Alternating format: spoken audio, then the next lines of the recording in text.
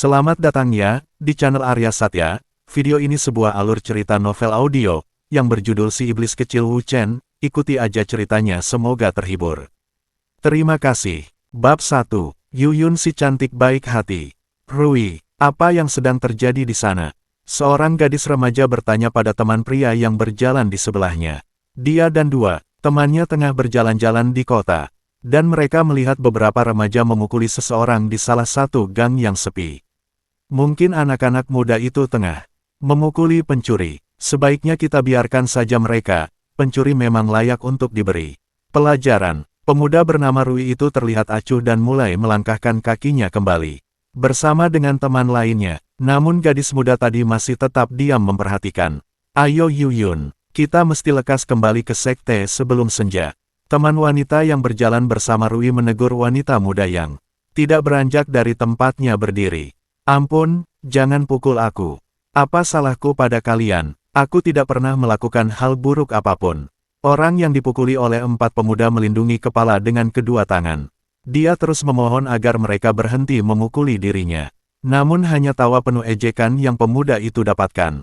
Mampus saja kau iblis jelek, sudah kukatakan jangan pernah lagi menampakkan wajahmu di kota. Melihatmu saja aku ingin muntah dan kesialan selalu menimpaku. Pemuda yang paling besar terus memaki dan menendang kepala orang yang tidak berusaha melawan sedikitpun. Itu benar, setiap kali aku bertemu denganmu aku juga selalu mendapat sial setelahnya. Rutuk pemuda lain yang menendang perut pemuda tidak berdaya itu. Gadis yang sedari tadi memperhatikan merasa iba saat mendengar teriakan kesakitan dan caci maki. Ternyata orang yang dipukuli itu bukan seorang pencuri. Dia juga terlihat sangat kesal melihat empat berandalan memukuli seseorang di depan umum. Pemuda yang dipukuli itu memakai tudung menutupi kepala dan wajahnya. Lengan pemuda itu juga terlihat dililit oleh kain hingga sampai ke pergelangan tangan.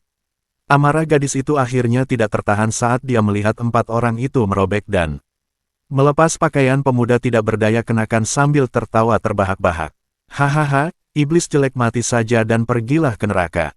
Ucap seorang pemuda sembari melempar pakaian yang sudah robek karena mereka paksa lepas dari tubuh orang yang mereka rundung. Apa kalian puas merundung seseorang yang tidak berdaya? Suara teriakan seorang wanita mengejutkan empat pemuda berandalan yang tengah tertawa itu. Sepertinya kalian merasa sangat hebat dengan menyiksa orang lemah. Tapi orang seperti kalian biasanya juga sangat lemah. Melakukan hal tercela hanya untuk merasa lebih kuat. Yuyun yang sedari tadi memperhatikan tidak menahan perkataannya. Dia juga memandang rendah empat pemuda yang berdiri mengitari seorang pemuda yang tergeletak di tanah. Siapa kau? Apa yang kami lakukan bukan urusanmu. Pergi sana, aku tidak mau disebut pecundang karena memukul wanita. Ucap pria bertubuh besar sembari mengipaskan telapak tangan. Oh, sepertinya kau pemimpin kelompok pengecut ini. Tinggalkan dia atau kubuat kalian lebih menderita dari dirinya. Mendengar ucapan gadis itu membuat pemuda yang berbicara tadi mulai kesal. Nona, aku tidak mau memukulmu, bukan karena aku tidak bisa. Pergilah dari sini atau aku akan menghajarmu juga. Teman dari pemimpin berandalan itu mencolek lengan pemuda yang baru saja berbicara. Chong, ayo kita pergi. Sebaiknya kita tidak membuat masalah dengan gadis ini. Dia berbisik pelan menarik lengan temannya. Pemuda bernama Chong itu menyentak lengannya tanda menolak. Apa yang kau katakan? Low, aku belum puas menghajar bocah iblis buruk rupa ini. Namun saat ia menatap temannya, dia melihat raut ketakutan dari wajah Low. Dia menjadi sedikit bingung dengan sikap temannya itu. Sudahlah Chong, kita tinggalkan saja dia. Namun Chong tidak memperdulikan perilaku Low yang terlihat aneh. Dia justru berjalan mendekati Yuyun sembari membuat suara gemeretak dari kepalan tinjunya. Mungkin dia bersikap seperti itu untuk menakuti wanita muda yang tidak dia kenal. Low melihat tindakan Chong mulai terlihat cemas. Apa yang kau takutkan Low? Apa kau mengenal gadis ini? Tanya pemuda lain yang berdiri di sebelahnya. Gadis ini putri juragan Yusu. Dia sudah menjadi murid sekte Elang sejak 3 tahun lalu, walau tidak jenius, namun dia terkenal cukup berbakat. Bahkan dalam 1 atau 2 tahun lagi akan pindah ke sekte tingkat 2 yang ada di kota sebelah. Apa, ini gawat? Kenapa kau tidak mengatakannya pada Chong? Aku sudah berusaha mengatakannya, tapi Chong terlalu keras kepala. Low terlihat sedikit menyesal telah gagal mencegah temannya berbuat terlalu jauh. Namun dia kemudian terkejut saat mendengar perkataan temannya tadi. Kalau begitu aku pergi dulu, ada hal lain yang harus kulakukan. Ucap pemuda yang bertanya tadi dengan pergi tergesa-gesa. Dia mengajak temannya yang lain pergi bersamanya. Melihat dua temannya telah pergi membuat Lo menjadi bimbang, meninggalkan Chong, sendirian atau tetap tinggal. Pilihan kedua, pastinya akan dihajar oleh gadis muda yang kini memandang Chong dengan senyuman sinis. Gadis itu berkata dengan dingin, lihatlah teman-temanmu pergi seperti pengecut. Seperti yang kukatakan sebelumnya, kalian hanyalah orang lemah yang merasa sangat kuat saat merundung orang lain. Mendengar perkataan Yuyun membuat Chong menoleh ke belakang. Kemarahannya bertambah saat melihat Lo berlari pergi, meninggalkan tempat itu. Sementara dua temannya yang lain sudah tidak terlihat di sana. Chong tampak tidak peduli dengan kepergian ketiga temannya. Mungkin karena hanya melawan seorang gadis dia merasa tidak perlu khawatir. Hei wanita, kau pikir aku takut? Dengan gadis sepertimu, kau bisa berbangga diri, karena menjadi wanita pertama yang akan merasakan kepalan tinjuku. Selesai berbicara dia langsung maju dan mengarahkan tinju ke arah kepala gadis yang dia anggap wanita biasa. Namun dengan satu gerakan ringan dengan memiringkan badan, Yuyun menarik lengan Chong dan memanfaatkan kekuatan lawan untuk membantingnya dengan kuat. Erang Chong yang kesakitan setelah punggungnya terhempas lebih dulu di tanah. Dia berdiri dan menatap gadis yang menjadi lawannya dengan tatapan kebencian. Kau benar-benar membuatku marah, aku tidak akan menahan diri lagi untuk menghajar dan membuat wajahmu tidak sedap dipandang lelaki manapun. Dengan terengah-engah oleh kemarahan yang membuncah, Chong mengeluarkan pisau dari balik pakaian dan mengacungkannya ke depan. Akan kubuat wajah cantikmu menjadi jelek seperti iblis buruk itu. Oh, aku sangat takut melihat Yuyun bertingkah seperti orang ketakutan yang dibuat-buat membuat darah muda Chong mendidih. Hiya, sedikit berteriak pemuda berandalan itu menerjang ke arah Yuyun berusaha menusukkan pisau tepat ke arah kepala gadis itu. Melihat tindakan Chong yang sudah melewati batas, Yuyun terpaksa bertindak lebih keras. Dengan cepat dia bergerak dan merebut pisau dari genggaman pemuda yang menyerangnya. Gerakan cepat Yuyun membuat Chong terperangah dan kemudian rasa sakit dan panas terasa di beberapa bagian wajahnya. Chong meraung kesakitan dan kedua tangannya menutupi wajah yang terlihat sudah berdarah. Ternyata Yuyun menebas kedua pipi dan kening pemuda berandalan itu dengan gerakan yang tidak disadarinya. Apa yang kau lakukan wanita kurang ajar? Dengan terus meraung dan berbicara kasar, pemuda berandalan itu kembali berniat menyerang Yuyun. Namun kali ini gadis itu tidak lagi menahan diri. Dia lebih dulu menendang ulu hati Chong hingga pemuda itu sampai terpental dan meringkuk kesakitan di tanah. Saat kau ingin merusak wajah orang lain kau juga harus siap jika wajahmu dirusak. Aku masih berbaik hati tidak membunuhmu. Yah, mungkin kau harus berjuang lebih keras untuk mendapatkan seorang gadis. Ucap Yuyun dengan tatapan sinis memandangi Chong yang kesakitan. Namun pemuda itu menatap balik dirinya dengan penuh dendam dan kebencian.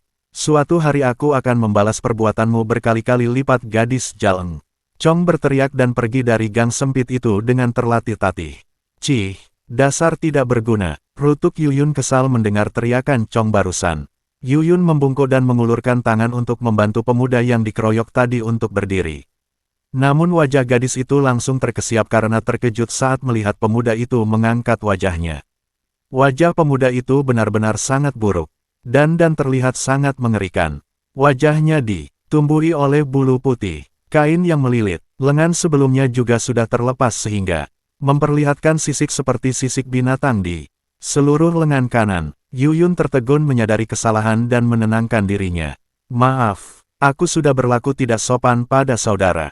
Ucap gadis itu dengan lembut meminta maaf. Tidak apa-apa, ucap pemuda buruk itu. Tergagap menjawab pertanyaan Yuyun. Namun, dia berusaha berdiri sendiri dan enggan menyambut uluran tangan gadis yang baru saja menolong dirinya. Aku sudah terbiasa ditatap seperti itu. Nona tidak perlu merasa sungkan. Mendengar perkataan pemuda buruk rupa, membuat perasaan Yuyun yang baik hati menjadi kurang nyaman. Tapi jujur saja, di mata gadis itu wajah pemuda di depannya benar-benar bukan seperti manusia. Tetapi dia tetap berusaha bersikap ramah walau sedikit kikuk. karena ini pertama kali baginya melihat rupa manusia seperti yang ada di hadapannya.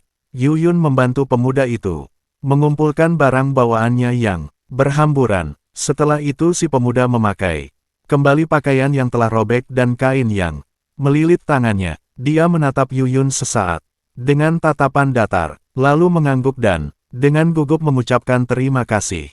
Yuyun hendak berbicara sesaat sebelum pemuda buruk itu pergi, namun dia mengurungkan niatnya. Yuyun sedikit merasa heran karena dari cara pemuda itu berjalan, dia terlihat baik-baik saja, padahal sebelumnya telah dihajar habis-habisan. Yuyun, kenapa kau masih di sini? Ayo lekas pergi. Suara teman wanita Yuyun yang ternyata kembali untuk menjemputnya mengejutkan gadis. Kau masih saja suka ikut campur masalah orang lain. Mungkin kau tidak tahu karena keluargamu baru pindah ke kota ini saat kau mulai berlatih di Sekte Elang, tapi pemuda itu sudah dirundung dan dibuli sejak lama. Hampir semua orang di kota memperlakukan dia seperti itu. Tidak ada yang dapat kau lakukan. Kau hanya akan semakin mempersulit dirinya nanti. Mendengar penjelasan teman wanitanya itu membuat Yuyun semakin bersimpati pada pemuda tadi, dan dia merasa sangat kesal dengan penduduk kota yang ternyata tidak memperlakukan pemuda itu secara manusiawi. Padahal menurut Yuyun rupa seseorang tidak dapat menentukan baik dan buruk kelakuan manusia. Bahkan banyak manusia memiliki wajah rupawan namun memiliki perilaku seperti iblis. Nenek, aku pulang. Teriak seorang pemuda membuka pintu rumah yang terletak terpencil jauh dari rumah lain di pinggir kota. Cener, kenapa kau lama sekali? Nenek, sangat mengkhawatirkanmu. Balas wanita tua, walau terdengar sangat lemah. Pemuda yang dipanggil Chen oleh nenek tua itu ternyata adalah pemuda buruk yang tadi diselamatkan oleh Yuyun. Wu Chen, apa yang terjadi? Apa kau baik-baik saja? Nenek ternyata merasa khawatir karena cucunya tidak langsung mendatanginya ke kamar. Maaf Nek, aku tadi terjatuh hingga membuat pakaianku kotor. Jadi aku bersih-bersih sebentar tadi. Nenek yang terbaring lemah di ranjang sangat mengenal sifat cucunya.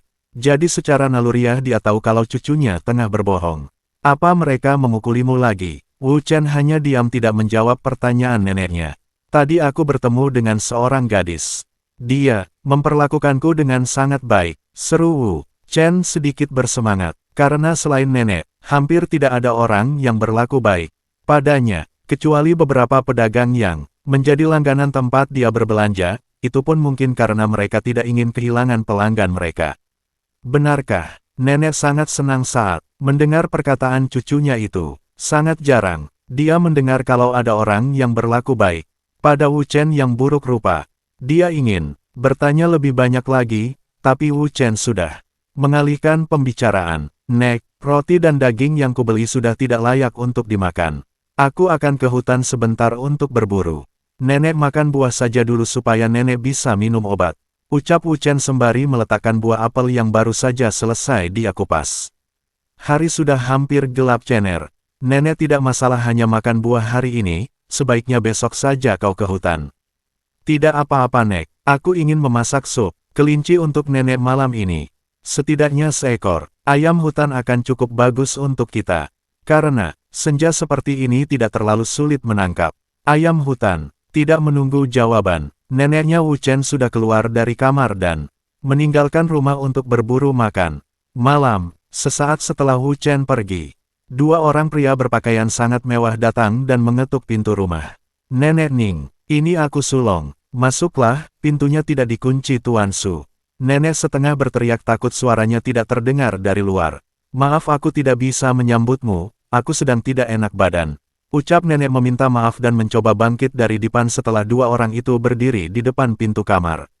Nenek Ning berbaring saja, tidak perlu bersikap formal, ucap pria lain yang baru saja datang dan mendekat untuk mencegah nenek Ning berdiri. Akhirnya nenek memutuskan untuk duduk di kasurnya.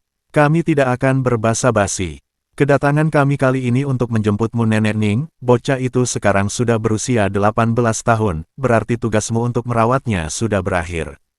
Hidup dan mati bocah itu selanjutnya tergantung dirinya sendiri. Mendengar penjelasan Sui Long membuat nenek diam terpekur. Dia menunduk dan merenung cukup lama. Apa kalian benar-benar akan meninggalkannya? Semenjak kami datang ke kota, Kecil ini tidak ada apapun yang terjadi pada diri bocah itu. Suara nenek sangat lirih saat berbicara, sangat jelas kalau dia sangat sedih. Harus meninggalkan Wu Chen, itu karena kau bekerja dengan sangat baik mendidik dirinya. Kau akan mendapat imbalan yang setimpal untuk itu, jawab Sulong dengan tersenyum pada Nenek Ning. Kenapa kau sangat bersedih Nenek Ning? Dia bukan cucu kandungmu. Kau hanya ditugaskan untuk merawat bocah itu. Bukankah seharusnya kau sangat senang karena tugasmu yang sudah berlangsung lama berakhir hari ini, dan kau bisa berkumpul kembali dengan keluargamu, dan tentu saja Tuan akan membalas jasamu dengan baik. Air mata Nenek Ning mengalir saat mendengar ucapan Sulong. Dulu aku memang sangat membenci tugas yang kuemban ini, tapi sekarang aku sudah menganggap dia seperti cucuku sendiri. Aku bahkan sudah hampir lupa seperti apa keluargaku dulu. Aku merasa sangat bersalah karena harus bersandiwara selama belasan tahun di depan anak baik itu. Air mata nenek tua itu mengalir karena beban yang ada di hatinya terlepas begitu saja. Sulong dan temannya saling bertukar pandang dan menghela napas berat melihat keadaan wanita tua itu. Jadi apa keputusanmu Nenek Ning? Kita tidak punya banyak waktu untuk berdiskusi karena bocah itu pasti tidak akan pergi lama. Bisakah kalian meninggalkan beberapa koin, emas atau perak untuk bocah malang itu? Bertahan hidup sementara waktu. Tanya Nenek Ning penuh harap saat menatap Sulong dan rekannya bergantian. Nenek Ning sudah membesarkan Wu Chen selama 17 tahun. Bagaimana mungkin dia bisa meninggalkan pemuda itu begitu saja, meski Wu Chen bukan cucu kandung sendiri. Bab 2. Melawan monster. Wu Chen kembali dari hutan dengan terburu-buru karena hari sudah gelap.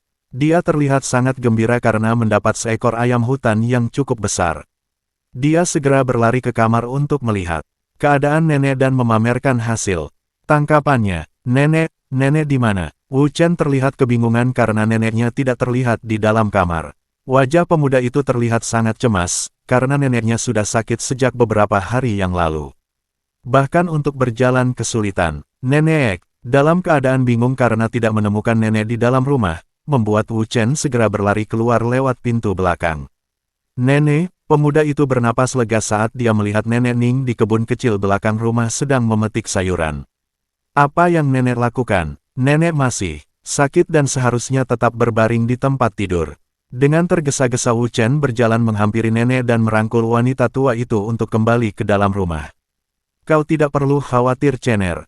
Nenek, sedikit lebih sehat setelah meminum obat yang kau belikan. Nenek bosan di kamar terus dan ingin membantumu menyiapkan makan malam, kata Nenek Ning berusaha menenangkan Wu Chen yang terlihat sangat mencemaskan keadaannya. Malam itu Wu Chen memasak sup ayam hutan untuk mereka berdua. Nenek Ning sangat senang melihat cucunya terlihat sangat bahagia.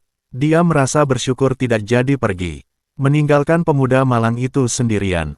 Sebelumnya, sesaat akan meninggalkan rumah bersama Sulong dan rekannya tadi, Nenek Ning merasa sangat bersalah dan berubah pikiran di saat-saat terakhir. Apa yang kau katakan Nenek Ning? Kau tidak akan mendapat biaya untuk hidup lagi ke depannya. Koin yang kita tinggalkan untuk pemuda itu adalah biaya hidup untuk terakhir kali. Keluargamu juga tidak mengetahui kota terpencil seperti ini. Jadi jangan berharap akan mendapat bantuan dari mereka. Tuan Su tenang saja, usia wanita tua ini tidak akan lama lagi. Jadi aku memutuskan untuk menghabiskan sisa umurku bersama bocah malang itu. Dari nada suaranya Sulong mengerti kalau Nenek Ning sudah meneguhkan pendiriannya, namun dia masih berusaha membujuk untuk terakhir kalinya. Apa kau tidak ingin melihat keluargamu lagi Nenek Ning? Tanya pria gagah itu dengan lembut berusaha merubah pikiran nenek tua di depannya. Dengan pelan Nenek Ning menggelengkan kepala. Aku yakin mereka baik-baik saja, tapi saat ini hanya aku dunia bocah malang itu. Aku tidak ingin hal buruk terjadi pada dia dan orang-orang di kota kecil ini. Kalian boleh pergi, aku yakin keluargaku akan mengerti. Terima kasih selama ini telah menjaga kami berdua. Lebih tepatnya menjaga agar Wu Chen tidak. Ucapan Nenek Ning terhenti karena tidak kuasa melanjutkan perkataannya. Sulong hanya bisa bernapas berat saat mendengar perkataan Nenek Ning. Baiklah, jika memang itu keputusanmu, kami tidak bisa memaksa untuk kembali. Jaga diri baik-baik, semoga kita bisa bertemu lagi di lain kesempatan. Dua orang pria itu akhirnya pergi meninggalkan Nenek Ning yang sendirian menatap kepergian mereka di ambang pintu. Terlihat tidak ada penyesalan dalam raut wajah wanita tua itu sedikitpun. Nenek, mari makan yang banyak. Nenek akan sembuh lebih cepat dengan sup yang kubuatkan. Suara Wu Chen membuyarkan lamunan Nenek Ning. Kau memang cucu yang baik. Aku beruntung memiliki cucu sepertimu. Ucap Nenek Ning sembari mengelus kepala Wu Chen dengan lembut. Hehehe, justru aku yang beruntung memiliki nenek. Balas pemuda itu sedikit malu. Wu Chen tengah berada di hutan dengan membawa busur dari bambu untuk berburu. Pemuda itu terlihat sangat frustrasi. Kenapa hari ini aku sial sekali? Sudah setengah hari aku berkeliling tidak melihat hewan buruan. Karena sedikit lelah Wu Chen memutuskan untuk istirahat sejenak. Dia duduk di bawah pohon besar dan terlihat sedikit kesal. Apa aku masuk lebih jauh ke dalam hutan? Tapi dari yang kudengar jauh di dalam sana sangat berbahaya. Hanya seorang kultivator saja yang akan berani menelusuri kedalaman hutan.